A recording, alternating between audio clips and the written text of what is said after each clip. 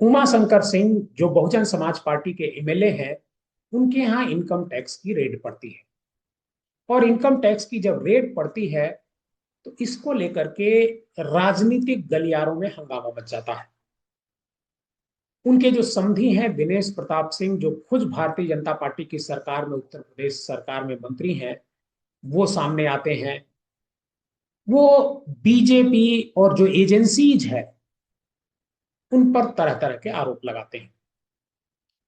और सबसे जो बड़ा आरोप है वो बहन मायावती ने लगाया है। मायावती का कहना है कि बहुजन समाज पार्टी के जो अकेले एमएलए हैं उमा शंकर सिंह, उनके खिलाफ उनकी जानकारी में कोई शिकायत बलिया से लेकर के लखनऊ तक नहीं है। मायावती इस मुद्दे को लेकर के एक ट्वीट करती हैं और ट्वीट में बताती हैं कि जो उमा शंकर सिंह हैं वो लोगों की सेवा करते हैं और इस समय बीमार चल रहे हैं, और इस बीमारी की हालत में उनके घर पर रेड करना ये सही नहीं है। अब बड़ा सवाल ये उठता है कि आखिर उमा शंकर सिंह के घर पर रेड क्यों हुई।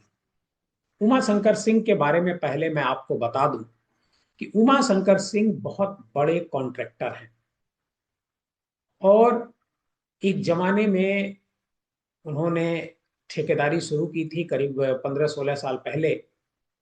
और आज की तारीख में जो पिछला उनका डेटा रहा है, जो विधानसभा के चुनाव दौरान उन्होंने दिया है, वह 1,000 करोड़ से ज्यादा के खुद के मालिक हैं।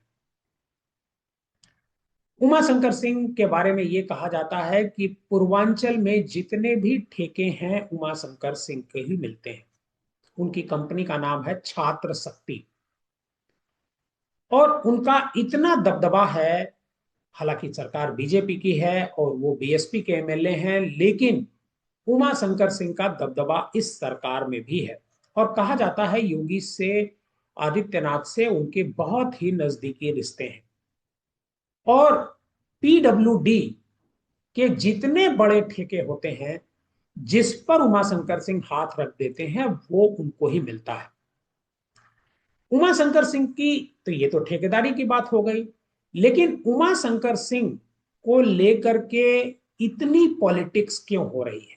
बीजेपी और बहुजन समाज पार्टी के नेता जो आईटी डिपार्टमेंट है, इनकम टैक्स डिपार्टमेंट है, उस पर सवाल खड़े कर रहे हैं। मैं मान सकता हूं कि जो आज की तारीख में एक तरीके से दिनेश प्रताप सिंह हैं, वो उनके मतलब समधी हैं। उमा शंकर सिंह की चर्चा कुछ ज्यादा ही आज की तारीख में हो रही है। इनकम टैक्स डिपार्टमेंट ने उनके जो रेड डाली है, उस पर मायावती का जो ट्वीट आया है, सबसे ज्यादा चर्चा उसको लेकर के हो रही है। हालांकि मायावती ने बीजेपी की जो सरकार है उस पर सीधा आरोप नहीं लगाया है, लेकिन उनकी अपनी स्टाइल है अपनी बात को कहने का। और उसी स्टाइल में मायावती ने आईटी डिपार्टमेंट को और वित्त मंत्रालय दोनों को घेरा घेरा है। लेकिन दिनेश प्रताप सिंह जो उनके समधी हैं, उन्होंने कुछ ज्यादा ही हमला बोला है आईटी डिपार्टमेंट पर और बीजेपी पर, कि जब व्यक्ति बीमार है उसके यहाँ इस तरह की छापेमारी ठीक नहीं है, उनका ऐसा कहना है। आपको बताएं कि उमाशंकर सिंह जो है ब्रेन के कैंसर से, 4th स्टेज के कैंसर से पीड़ित हैं, और करीब 2.5-3 साल से ज्यादा का वक्त हो गया है। उनका इलाज अमेरिका में चल रहा है। कभी अमेरिका जाते हैं, कभी दिल्ली में रहते हैं, कभी लखनऊ में इलाज के लिए रहते हैं।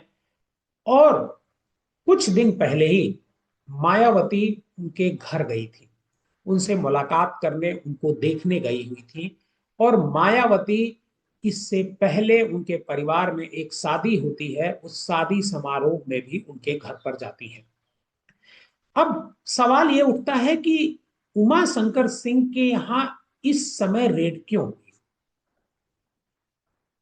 क्या यह इस रेड के बहाने बीजेपी मायावती को घेरने की कोशिश कर रही है?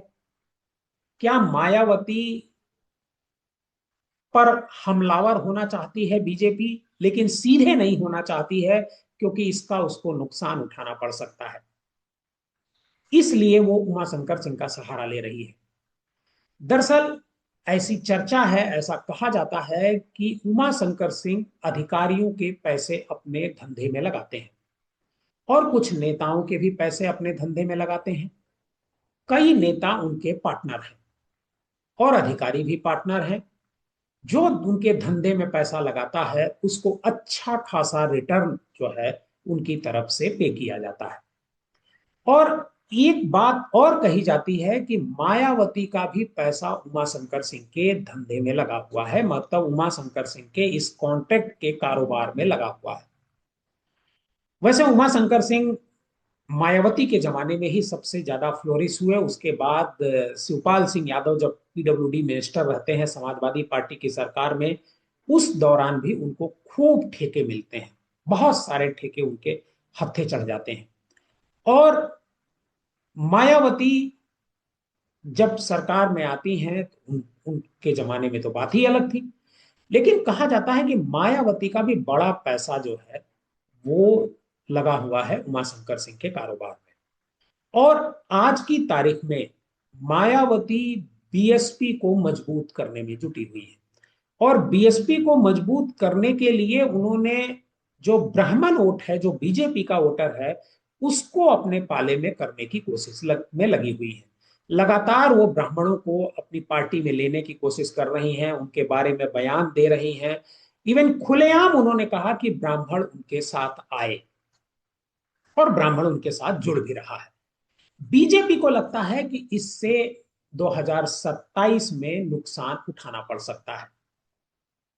मायावती पर बीजेपी डायरेक्ट हमला बोल नहीं सकती है क्योंकि मायावती दलित है। अगर मायावती के यहां बीजेपी रेड करती है आज की तारीख में, तो बीजेपी के लिए यह उल्टा दांव पड़ सकता है।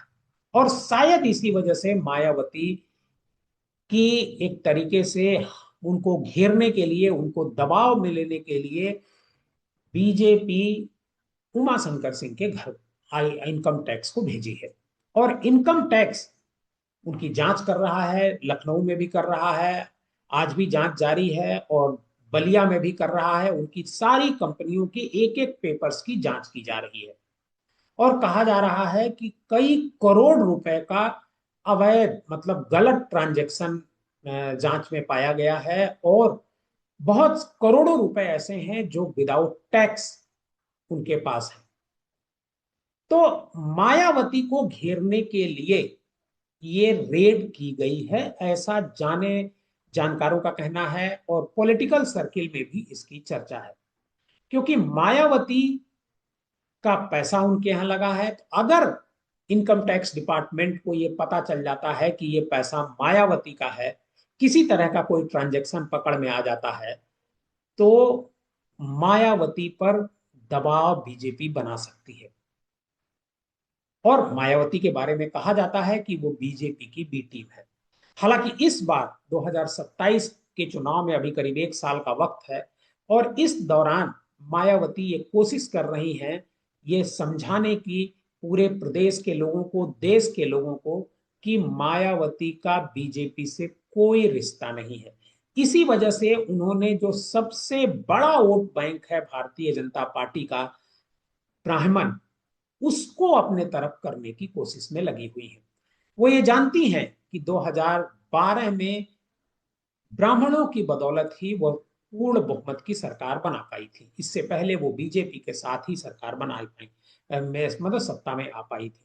तो उन्हें, ब्राह्मण को अगर बीजेपी से हट करके बहुजन समाज पार्टी की तरफ जाता है 27 में, तो बड़ा नुकसान बीजेपी को होगा। और मायावती को फायदा होगा, तो और बीजेपी को नुकसान होगा। इससे समाजवादी पार्टी को एज मिल सकता है। ये बीजेपी के जो चुनाव का काम देखने वाले लोग हैं उनको ऐसा लगता है। और इसी वजह से बीजेपी मायावती को उमाशंकर सिंह के बहाने घेरने की कोशिश में लगी हुई है। आप इस के बारे में क्या सोचते हैं? आप अपने कमेंट बॉक्स में जाकर के जरूर बताइएगा।